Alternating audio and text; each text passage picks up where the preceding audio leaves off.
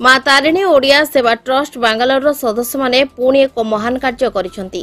बालेश्वर जिला खैरा थाना बर्तन ग्रामर सनातन राउत को पुओ तपन कुमार राउत दीर्घ 5-6 वर्ष पूर्वे बांगालोर सहर कुडुलु विलेज रे रही सुगी टोमाटो कंपनी रे डेलीवरी बॉय भाव में काम करुथिले।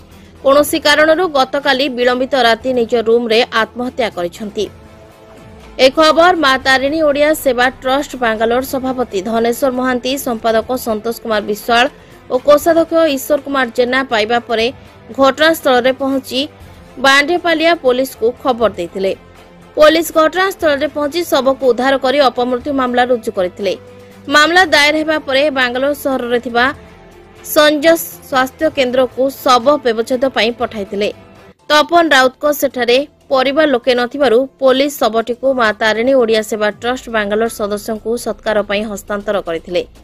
सेवा ट्रस्ट सदस्यों मिलित उद्यम रे शवदाह करिसेंती। प्रवासी ओडिया मानक प्रति मां तारिणी ओडिया सेवा ट्रस्ट बांगालोर रो दिन को दिन अवदान अनेक रहुथिबा जଣା पड़ुछि।